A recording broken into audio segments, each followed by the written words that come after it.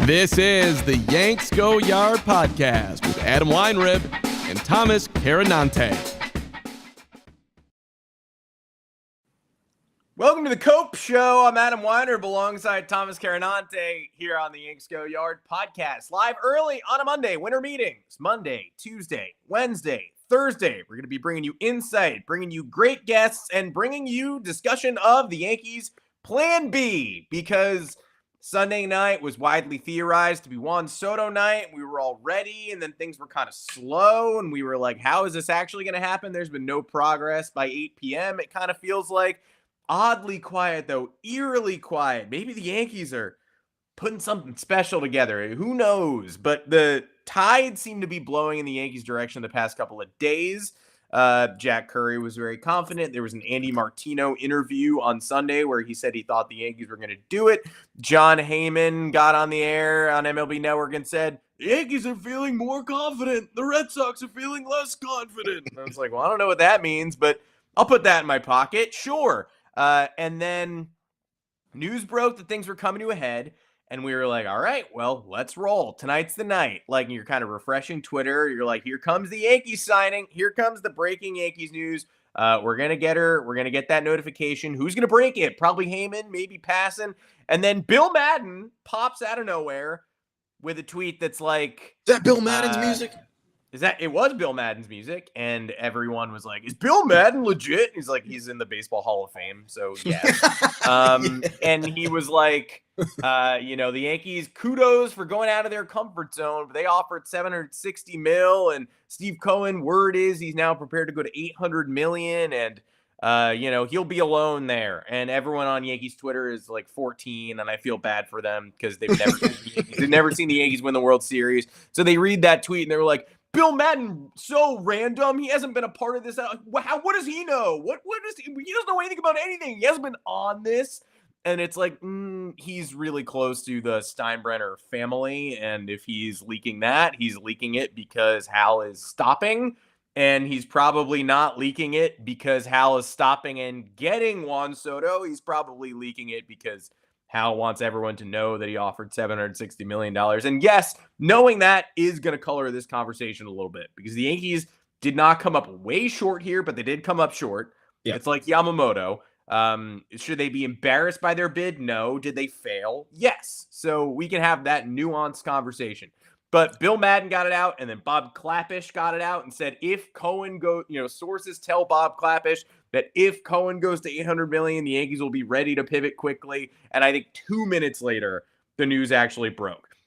And seeing 765 and then seeing 16 for 760 from the Yankees told a wild story for the first couple of minutes. Yeah. And then it started to clarify a little bit. The Mets offered a huge signing bonus that the Yankees did not offer. The Mets offered this opt-out that could become an escalator. Soto could end up making $55 million per year at age 41, which is objectively insane. Kudos, earning power, and all that. We understand. But some teams can't pay that or really don't want to. And Hal Steinbrenner was actually prepared to pay $47.5 million for a 40-year-old Juan Soto. But 55 is more than 47.5. He goes to the Mets. Thomas Carannante, welcome to the show. We'll talk about it all. Obviously, this is going to be called Cope. People who hate the Yankees are going to be watching and listening to this podcast. I would be doing the same. Juan Soto is not a Red Sox, so that's sick. They weren't even close. They pretended they were. Shout out to everyone who had friends on the inside. If all your friends who work for the Red Sox and were telling you the Red Sox were going to sign him, if all those people were real, then the Red Sox got to clean up their act, man. There's too many people leaking in that, tangentially in that establishment. Like any Red Sox news, it's out in 5 seconds. The Red Sox might as well not even talk to anyone ever again because their free agent moves are going to be leaked by people's high school friends. But yeah, Yankees did not get Juan Soto. The Mets, in fact, did. We have to reckon with that. We have to reckon with the fact that the Plan Bs are either already gone or kind of suck. There's certainly a possibility, and I'll start the conversation here. The Yankees obviously could use $760 million to improve the roster in myriad ways this year, next year, in perpetuity, without Juan Soto clogging up the payroll. Absolutely true. But everybody using the Padres as the gold standard for how you get better without Juan Soto is forgetting that the Padres choked away the NLDS this year against the high dollar team in their own division. They got run over by expensive talent when push came to shove. So I just want everyone to remember that the Padres had a really fun regular season on vibes and then lost in the first round of the playoffs, or I guess the second round these days, but who's counting when it comes to the division series? And if the Yankees had a really fun regular season in 2025 without Juan Soto and then lost in the division series to the Orioles or Red Sox, would we be saying that they got better without Juan Soto? I wouldn't be saying that. Thomas Carannante, let's talk. So initial reaction, congrats to the Mets. Yeah, they did it. It's the Mets, it's not the Red Sox. They did it. And again, this was, I think everybody, Yankees fans, depends who you are, depends who you're talking to. If you're talking to a crazy Yankees fan, they would probably have said the Mets were the next worst destination. But for me, it was the next best one. Red Sox would have been unforgivable. Blue Jays would have been just awful all around. Like, you got to listen to Blue Jays fans, and then you have to watch Juan Soto waste away in Canada, which is just bad for the sport. And then Dodgers would have been an absolute disaster. Everybody would have been so angry and so upset about that. And it wouldn't have been fun. It would have objectively been incredibly boring, incredibly predictable, and nobody wanted that. So next best thing, obviously, you look at the ins and outs here, and you're sitting there and you're like, well, it is kind of depressing that he went for the most money when the most money ended up being, in my opinion, inconsequential once you pass the $700 million threshold. In my opinion as well, I think some people are going to differ on that. But for me, it does paint it as a pretty clear money grab. This would have been a record-setting contract offer from the New York Yankees. Yeah. And even, let's say the Red Sox are his childhood favorite team, and David Ortiz is trying to guide him there. There was a Pedro Martinez interview earlier in the offseason where he said, well, I think Juan Soto goes to the Red Sox and continues. Like, they felt like they knew something. $700 million from the Red Sox, nothing to sneeze at, too. That's your favorite No, of course. That's your favorite team. And if it's true that all these bids got way, way up in the last 24, 48 hours, and the Yankees went from 712 to 760, Ken Rosenthal said, and Steve Cohen came off the top rope yesterday and changed everything by going all the way up to this 800 escalator. If that's true, then, man, the Red Sox were at 700 and the Yankees were at 712. You love the Red Sox? Go to the Red Sox. I mean, come on. I know. Look, the offer was the offer. If you're Juan Soto and you're valuing money and you're Scott Boras and you're urging your client to value money, Steve Cohen's offer was the right one. The only thing I'm not buying this morning is that, Jeff Passan came out and said that he believes Juan Soto chose the Mets because the Mets have a brighter future than the Yankees. And it's like, no, they don't. They never do. They never have. Their top two prospects are outfielders, which they will not need because now they have a fully crowded outfield for the foreseeable future. Juan Soto took this deal for money. I think there's also the prevailing sentiment here that maybe we didn't acknowledge as frequently as we should have, is that probably Juan Soto wants his own team. And I know technically Francisco Lindor might be the Mets guy, but it was very obvious that Aaron Judge is the Yankees guy. Aaron Judge is more of a household name than Juan Soto. I think we could all agree. He's two-time AL MVP. Juan Soto has no MVP. So I guess there is the belief there that he would have been playing in Judge's shadow. And Juan Soto is somebody, I think, who wants to be a leader, who values being a leader. So if his decision was to go to the Mets and to trailblaze his own path and create his own legacy. And again, like, there's also value in, hey, let me try to win a World Series with kind of a downtrodden franchise and like actually become even more of a legend. Like, obviously you will be a legend forever with the Yankees if you win a World Series. That's just ingrained in the franchise's history. But if you win a World Series with the Mets after Steve Cohen comes in and promises this move and puts you alongside another star who is an NL MVP candidate, that I think holds just as much weight. So I'm not faulting anybody here in the process. I'm not mad. You might be a little bit upset, which I totally understand. I think a lot of other Yankees, seeing some funny videos out there, man, of people freaking out. Well, it's getting me to laugh. The problem is when stuff like that happens and when Yankee fans freak out, you're always gonna get people being like, "Oh my god, well, no kidding, Juan Soto didn't want to play for you, losers." It's like that's some guy. Like I have no connection to that some guy, but whatever. And yeah, I mean, there's those fans everywhere, and we get it, and we know that's gonna focus around most of the conversation. You got to just laugh though. We're here to provide the actual discussion around it. So like in terms of being upset, I'm not upset with sure, it would have been nice. It would have been funny to see the Yankees go, fuck you, Steve, we're going 825. It would have been irresponsible. It would have been dumb. I think objectively, I will stand by this until the end of probably the contract, unless Juan Soto wins 5 World Series with the Mets, is that this is an irresponsible contract. It just is. It was always reaching that height, I think, even if you surpass 650 million. And that's how I felt, and that's my opinion. I'm sure other people feel differently, but when you're talking about the Yankees situation, right? Even the Mets situation, the Mets have the most bloated payroll in the league, and they're not even like most people have acknowledged. The Mets are a good team, right? But they rode a lot of luck to the NLCS, and now they're losing a lot of free agents that they still need to retain in order to, maintain that playoff caliber fabric. So they don't have a pitching staff. They don't have depth at the moment. And now they have Juan Soto and they have a couple of other good players, and that's a good starting point. But I don't know how far Steve Cohen is willing to go. And you look at the Yankees situation, and past spending definitely affected their ability to be flexible here. You give Carlos Rodon all that money, it ends up being a bust. You have dead weight in Marcus Stroman and DJ LeMahieu. You may or may not be able to get rid of them. You have Garrett Cole signed to the largest starting pitching contract in history. That's going to hamstring you in some capacity. Aaron Judge, who is somehow going to be outpaid by Juan Soto by $400-something million, is making $40 million a year through his age 39 or age 40 season. So Giancarlo Stanton has another, 3-4 years left on his deal. There's a lot of factors here at play. And to commit all that money to one person, while again, I would not have been whining on the air if the Yankees had signed Juan Soto to an $800 million contract. Everybody else would have, though. Yeah. All of our haters would have. Oh, all the haters would have. But part of me just would have been like, damn, dude, like, what else are we going to do, though? Because we don't really have a farm system, and I don't know how flexible we can be in trades, and I don't know how much more money there is to spend. So I wasn't really on board with this in terms of how the future outlook of the franchise would have looked like.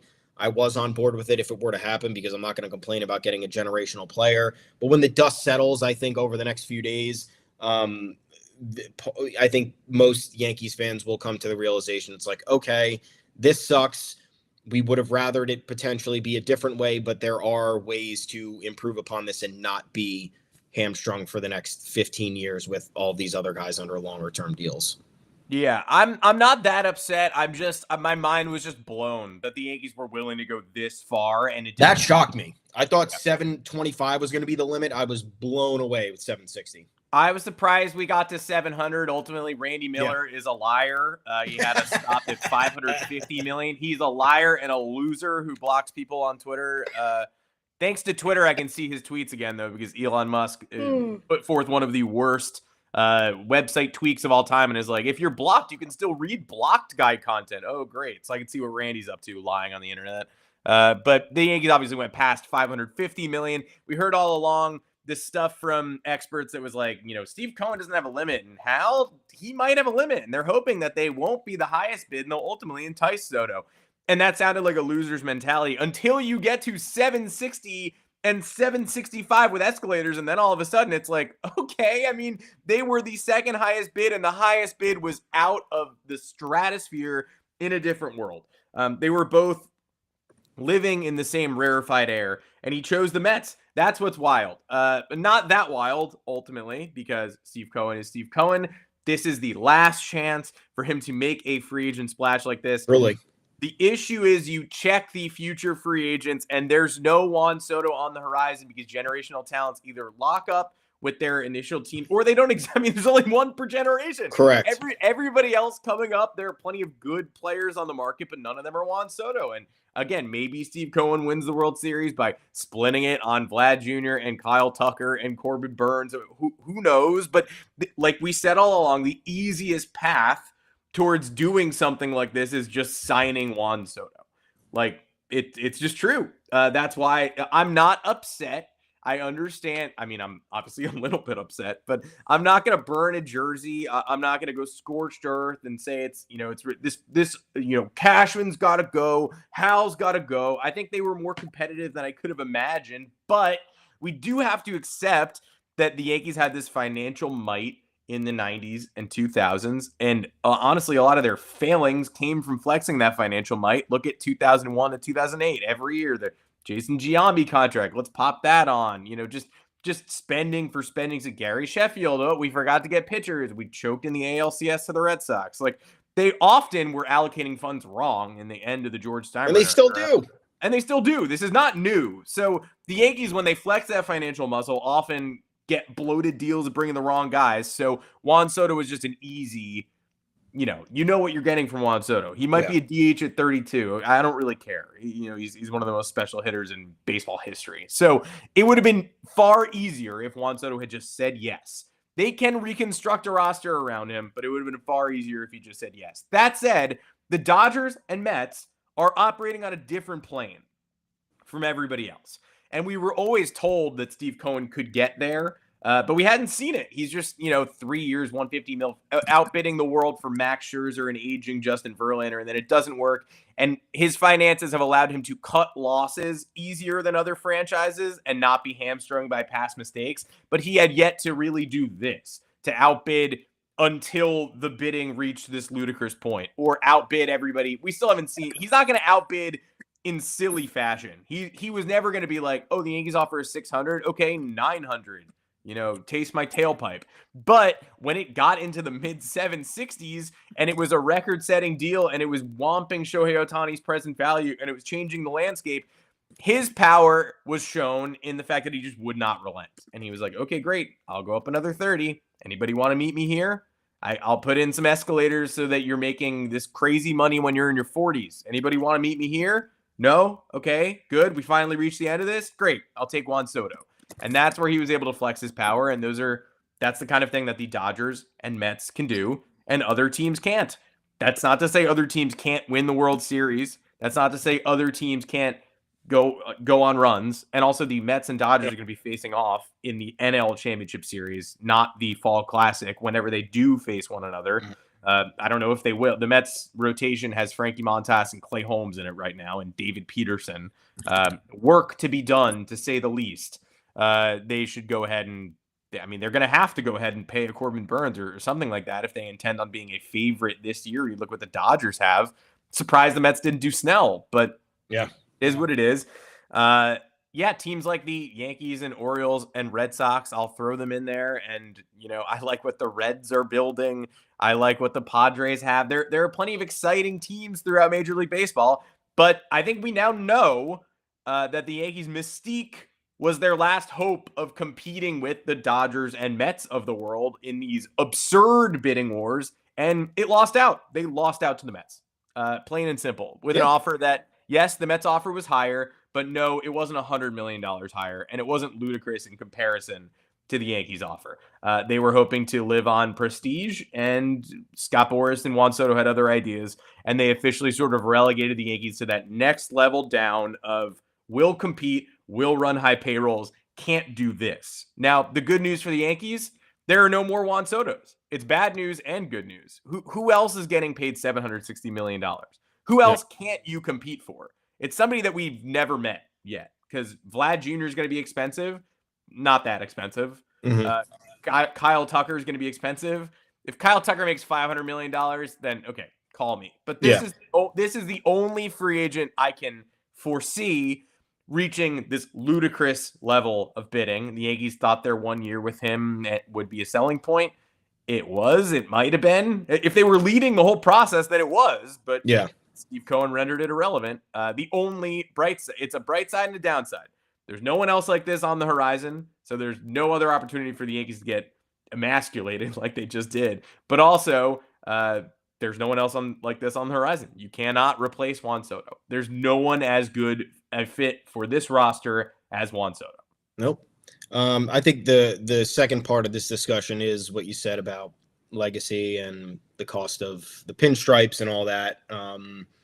when the news initially broke, I had friends annoying me because what else are they? What else are friends for? They exist. Yeah, friends aren't nice. So you learned that Yeah. again last night. Like, Oh, friends how are about not cool. Oh, how about Soto? Yeah, I fucking saw what happened with Soto. Yeah. Oh wait, I Anything? missed it. Yeah. Did anything go down? Oh, what happened with Soto, dude? I have no idea what happened. Tell me. But when the offers came out and it was 765 for Mets, 760 for Yankees, and we had no other details, people, some people said to me, "Oh, obviously you take the larger offer," and I was like, "You take the larger offer, you take $5 extra million, which is 0.006% more. That's what you do for a team that's and look, I have no hatred towards the Mets. The Mets are a worse organization. It just is what it is. It would be if you compare any other team with championship pedigree or how they have performed in recent postseasons or just even in recent regular seasons, the Yankees are better, and they just made the World Series with Juan Soto and with an infrastructure that could clearly get him there. So was like, really? You have $5 million more? And they were like, oh, you think the pinstripes are worth $5 million? I was like, well, when you're talking about $700+ million, yeah. I mean, I thought personally that this was going to be, I think if the Mets even went that 50 million extra, it wouldn't have made a difference because the money was so high and because you were already reaching historic levels, right? So if we were talking like 650 to 700 million, that was where I was like, all right, like you're talking the Shohei Ohtani deal, which is probably wants to surpass, and you're talking a higher AAV, which he wants to surpass. So that would probably have him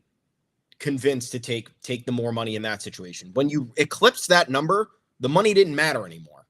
You were already the highest ever. You were already getting paid more money than God. You were already setting a precedent and a legacy that is not going to be beat anytime soon. So that's when I was like, you know what? If this goes over the Ohtani deal, like then it comes down to preference. And people were questioning, oh well, are the Yankees worth that preference anymore? One championship over the last 25 years, a lot of disappointment over the last 10 specifically. Mm-hmm. What is it? And my take is that 5 million is not going to do 5 million is not the number where you say, oh, Yankees or worse organization. 50 million obviously is what it came down to, 45 million. So I totally understand that. And again, I think the legacy conversation here is a little bit different because of maybe Juan Soto's desire to go elsewhere and start his own path, which is fine. But I still do firmly believe that the Yankees are not the Yankees anymore. And I think that's something that they have to reconcile with. And I'm not saying that Hal Steinbrenner should have been like, all right, Steve, well, 8-10.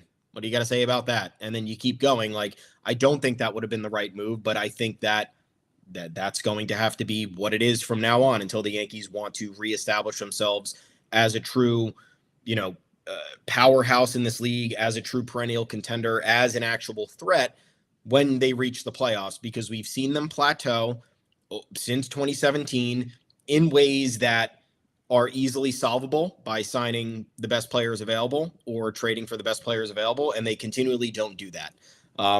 So you could talk about, oh, Juan Soto would have made more with the Yankees marketing. Yankees are an international brand. The Mets aren't. Yeah, I totally agree with that. Again, it partially came down to money. It partially came down to, I think, a different legacy path. And it partially came down to, I don't think the Yankees are who they think they are anymore.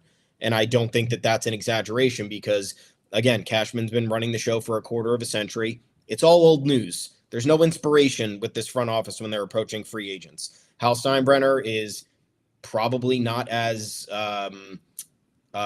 enticing as his father was. I would imagine the negotiations with George were a little bit more fun and maybe a bit more demanding and maybe convince players that this was actually the place to be. Again, I don't know, but you look at how these guys speak to the media and the free agents that they lure in, and it's like, all right, I don't think that this is really it anymore. So this is another layer of the conversation, and I think it will loom large with all these plan Bs. Are the Yankees going to outbid these other teams that are going hard for the starting pitchers or the remaining position players? Are those remaining players going to prioritize the Yankees over a lesser mid-market organization? I don't know, but it's something worth considering because now Soto has created a little bit more of a conversation after Cohen's offer and after the fact that they surpassed a number that was so large where money no longer mattered, and he still chose, in theory, on paper, the lesser of the two destinations.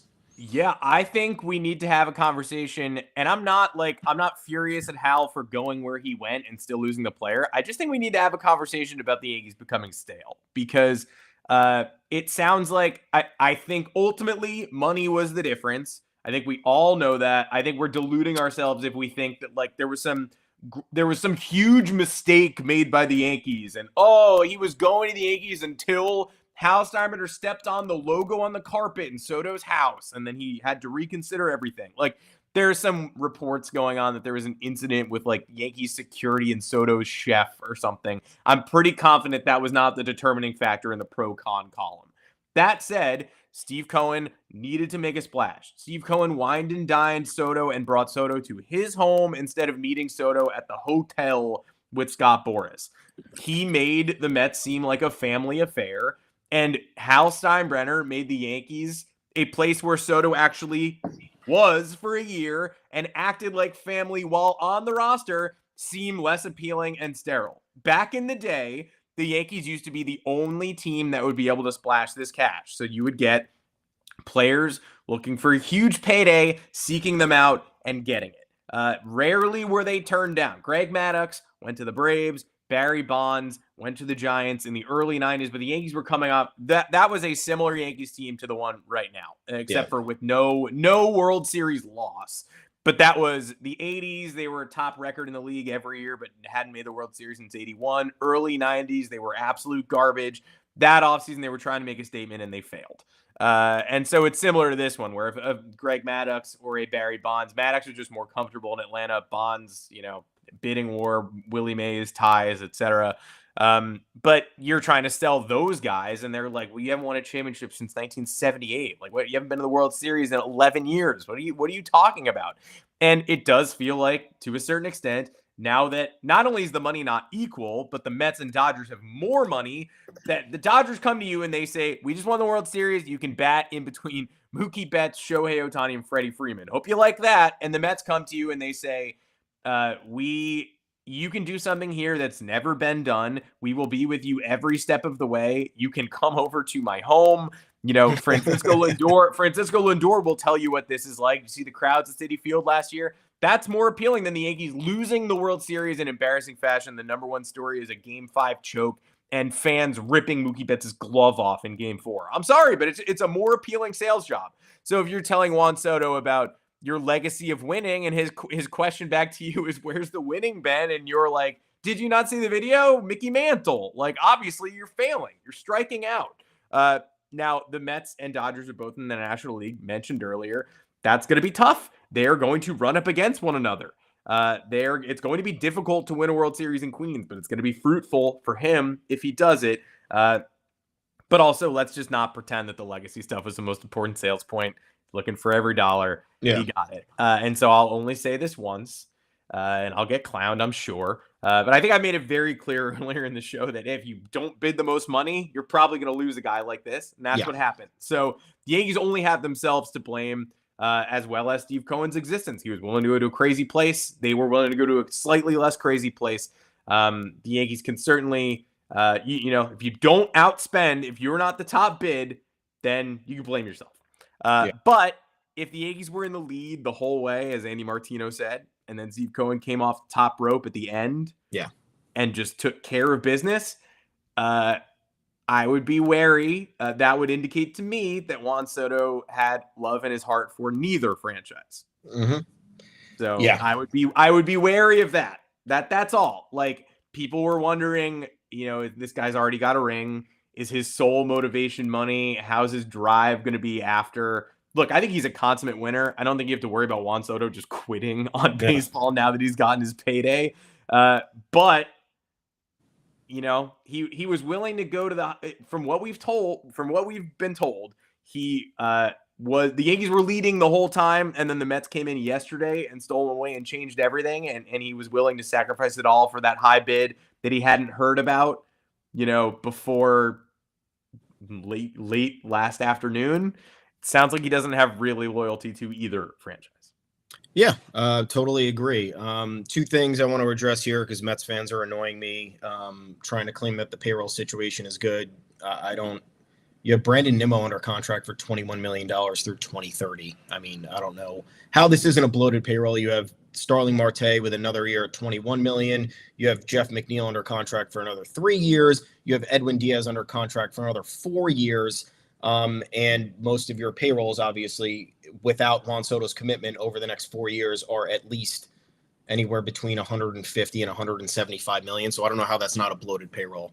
There's a handful of players that money is committed to. It's the same situation. I'm not saying the Yankees payroll is good. I'm saying the Mets will have limited money to spend if Cohen has limitations. And you would have to assume he has limitations after offering the largest contract of all time. And secondly, everyone talking about the Yankees spending in the 90s, like, stop. They made trades in the 90s. They had homegrown players in the 90s. And then they started to spend in the 2000s. And that's when everything went off the rails. Yeah. So, Derek Jeter, no. Bernie Williams, Andy Pettitte, Jorge Posada, Mariano Rivera, Neal. Scott Brocious, Chuck Knobloch. Like, I remember everybody said it was super unfair when they got Scott Brocious, right? Traded for Roger Clemens, traded for David Wells. All of them were trades. All of them were homegrown players. You don't know what you're talking about. If the Yankees actually signed Scott Brocious, I'm going to quit baseball. This is unfair. This broke baseball. Yeah, I don't know. I don't think so. I don't remember. No, that. I mean, they dominated an era by making smart trades and honing in their homegrown talent, and that's what happened. And everybody looked at the payroll, and their payroll was obviously larger than most because they're a big market team. And if they didn't spend and they didn't retain players, then they would be morons. So just shut up because you're not properly educated on any of this. You want to make fun of the Yankees for spending the last 25 years and failing? Be my guest. Yeah. We'll host a whole haters episode for that. We'll have a great time. Anyway, now we're pivoting. Winter meetings, full force. The dam has broken. We have to pivot. We have to pivot. You got to take care of business this week. Not if you're spending reactionary money, like taking the $760 million and being like, let's spread that around. Come on, real quick, fill holes. No, that's not how you do it. Please do not do that. And they're not going to do that. They're not going to do that. There are some FUs. If you wanted to have some FUs, you could blow Pete Alonso away, but I really hope they don't do that. You could, honestly, the only offensive plan B that I liked was Willy Adames, and he's gone. He signed before Juan Soto. I haven't seen the Yankees accurately connected to most of the other plans. Anthony Santander, as someone just said, is likely to wind up in the AL East. That screams Blue Jays to me. Maybe the Red Sox, but that screams Blue Jays to me. Looks like Teoscar is going to come down to the Dodgers and Red Sox. But he prefers the Dodgers, but he's got an affinity for Fenway Park.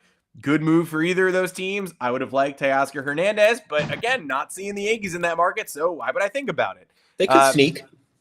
They could sneak. Max Fried, Corbin Burns. There are rumors Corbin Burns prefers the West Coast. The Yankees are on the East Coast, which is crazy. Wow.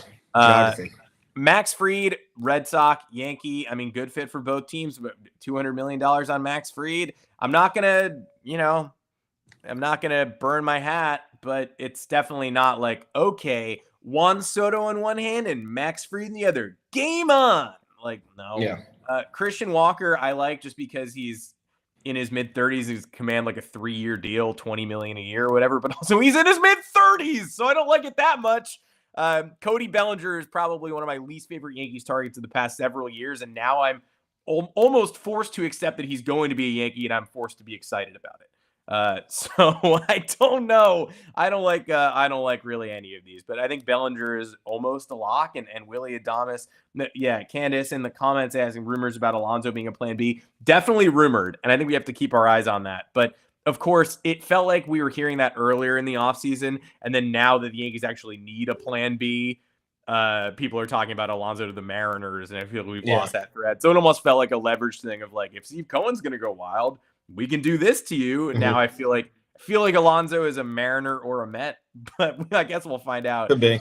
Willy Adames was my guy. Not that I think he's a superstar necessarily, but I think great fielder, clubhouse fit from everything I've heard.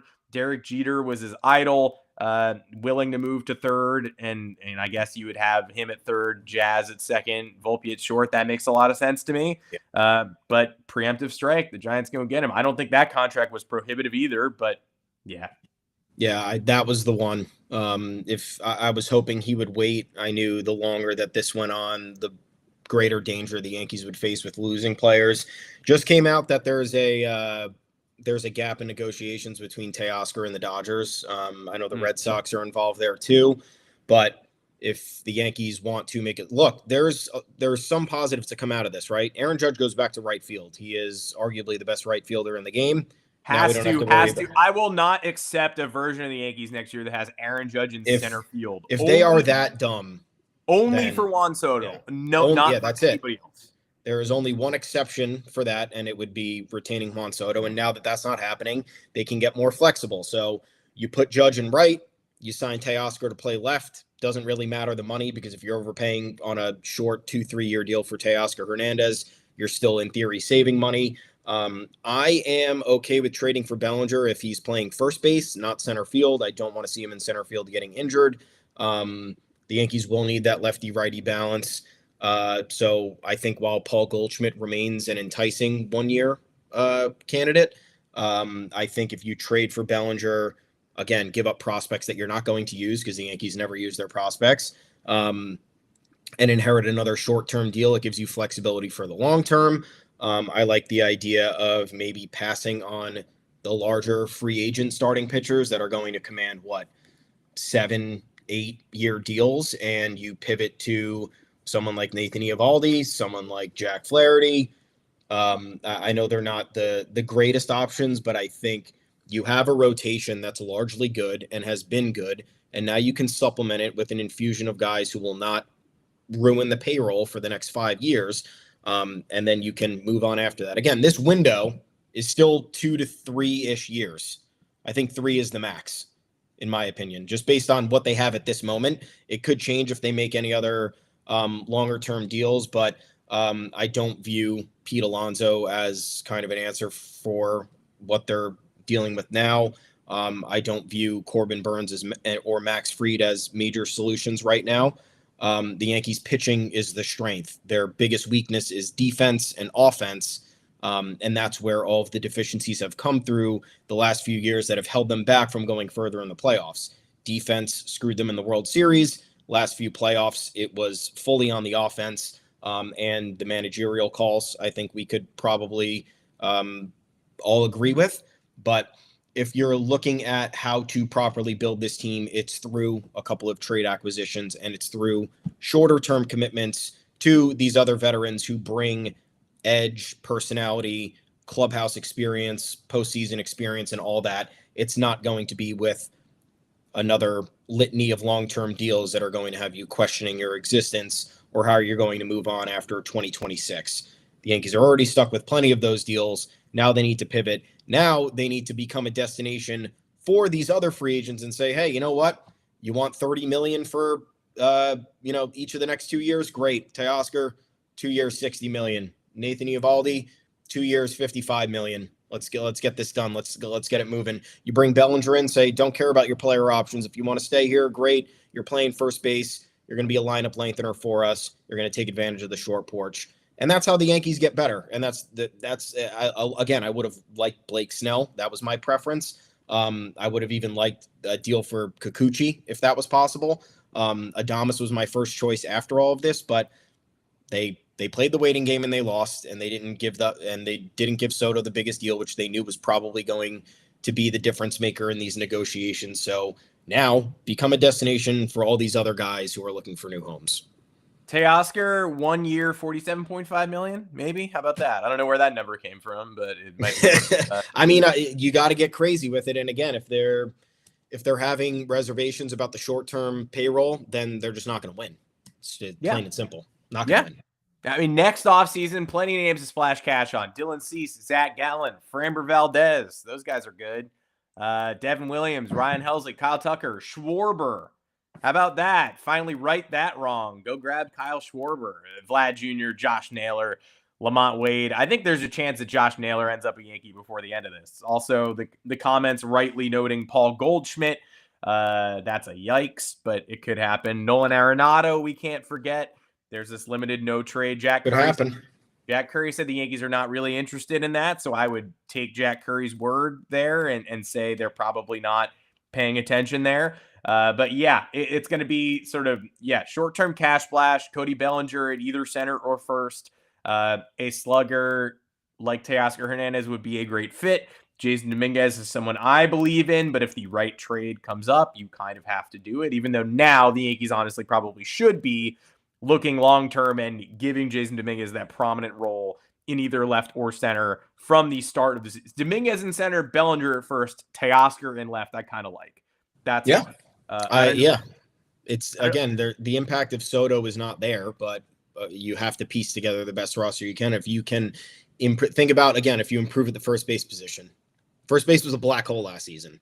They were getting no production out of it. They were getting terrible defense out of it. So was left field. Left field was a black hole last season. And the outfield defense was sacrificed. The alignment and the defense was sacrificed as a result of Soto's presence, which again is the sacrifice you make. But if you don't have Juan Soto, now you can tighten up the defense, acquire some other players who better fit the mold, and you're already improving. Jazz Chisholm, shift him back to second base, better position for him. Find a third baseman. If you want to go glove first there, you can, because if you're acquiring someone like Teoscar, if you're acquiring someone like Bellinger, you're already improving the offense. So it's not all doom and gloom, but again, these moves that are made next need to be carefully calculated, because the amount of mistakes that this front office has made over the last 8 to 10 years has set this team back, has prevented them in going higher in negotiations with other players, forget about Soto, and has contributed to their lack of postseason pedigree. So the dam now opening because Soto was gone, and now the market is set, and all these other free agents are going to be more comfortable signing. All these other front offices are going to be more comfortable talking about trades. Got to strike now. Got to make 3 moves before you leave Dallas. Correct. And luckily that will be this week, because Monday, Tuesday, Wednesday, Thursday, they'll get on a plane and get out of there. Could be really fun. Could be a depressing time where the Yankees are connected to basically every available free agent and option and get one of them. And we have to watch more people like Willy Adames fly off the board. But we'll see. John Morosi just said the Blue Jays, Red Sox, and Yankees are all in on Anthony Santander. You're going to hear that about every outfielder for the rest of the winter meetings. That all 3 of those teams are going to be on I'll expand that to every free agent. All 3 of those teams are going to be in on Max Fried. All 3 of those teams are going to be in on Corbin Burns. You're going to hear all the AL East teams paired together, and they're all going to be attached to basically every name that hits the market if the Yankees can get out. The Yankees, I think, are going to have to splash cash on one of these big names and then get creative. Trade from your surplus, maybe trade Nestor Cortez. Definitely try to offload Marcus Stroman. Cody Bellinger feels like I'm just sort of accepting it. But we will see. I'm a believer in Ben Rice. I just wish they could go to some. People were mad about everything. People were mad that they were going to cheap out and go with Durbin and Rice if they signed Soto. Now they didn't sign Soto, and people are mad that they're going to spend money on the wrong players. I mean, there's just no. It's just a World Series. That's all. If they do not win a World Series, you're going to have fans agitated. You're going to have haters with ammunition, and the haters will be correct. 15 years without a World Series is very long for the New York Yankees. And if they're going to win one, they're not going to do it in the way that the Mets and Dodgers have. Mm-hmm. That's the reality. They could absolutely win a World Series. Baseball is a sport with tremendous parity, but the teams that do win World Series, they don't always... the teams that win the World Series aren't always the Dodgers and Mets taking spending to this ludicrous degree, but the Texas Rangers, people are like, well, anyone can win. The Rangers won the World Series. Yes, by spending on Corey Seager and Marcus Semien. They sure did.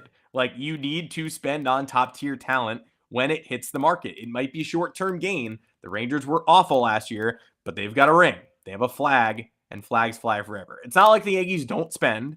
Aaron Judge, Garrett Cole, Giancarlo Stanton, but it wasn't enough based on what the farm system has provided lately. So get creative and then spend more. Don't spend. You're not going to match the Mets. You're not going to match the Dodgers, but you can't stop spending.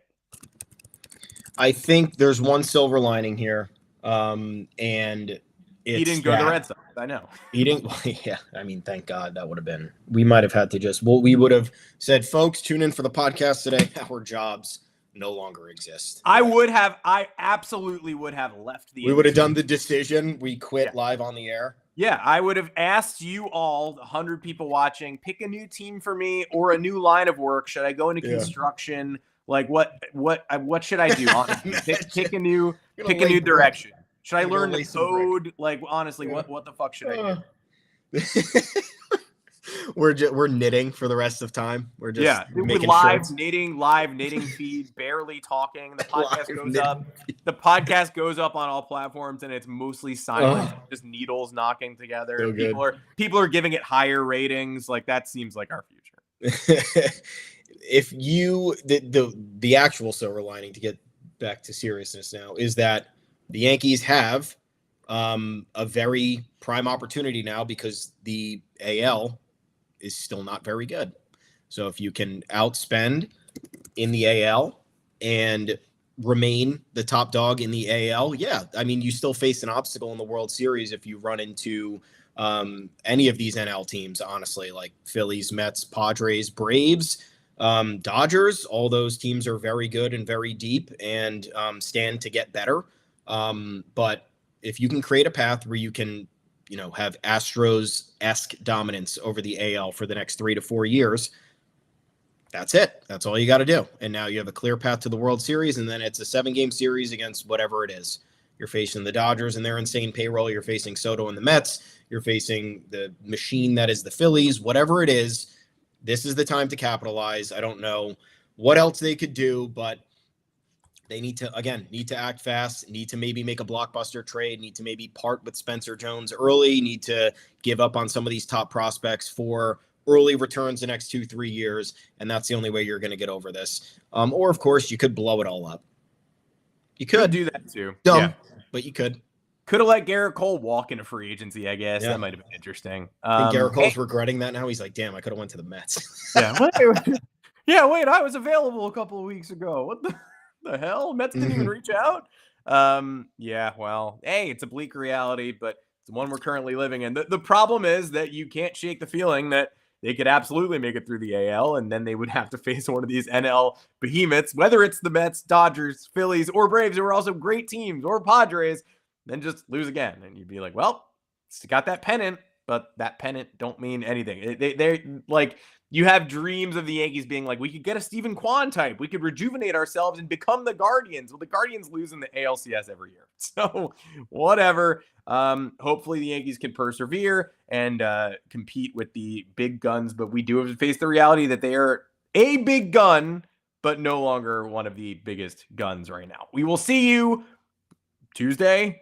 Probably Wednesday. We're going to be on air a lot. So subscribe. Obviously, this is an odd time for the stream, but it didn't stop many of you from finding us. Some of you fans, some of you. Got to capitalize on the news. Got to capitalize on the news. I would recommend you subscribe. We'd love to have you back and turn your notifications on so that you know when we are about to go live.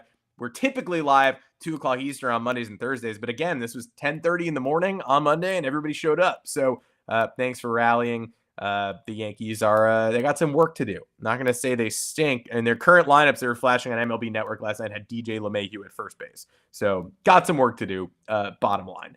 I'm Adam Weinrib. You can find me on Twitter at Adam Weinrib. Some people call it X. I do not call it that. Thomas Carannante, where can the people find you?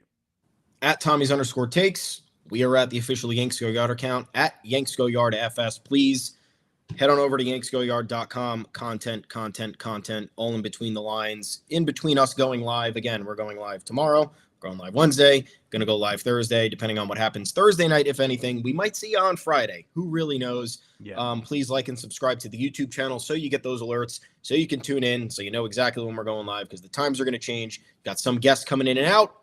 You don't want to miss it. Sorry, guys. Juan Soto was gone. He's no longer a New York Yankee. Upsetting, but there are ways to get beyond this. And we're going to sit here throughout the entire winter meetings, hoping that the Yankees stay busy, hoping that they forget this rather quickly and can move on and build a 2025 roster that can remain in contention. We will see what happens. We want you here every step of the way with us. Tune in again tomorrow. Time TBD, and we'll see you then, baby. See ya. Thanks, everybody. Tough night, long day, crazy week. We'll be right back.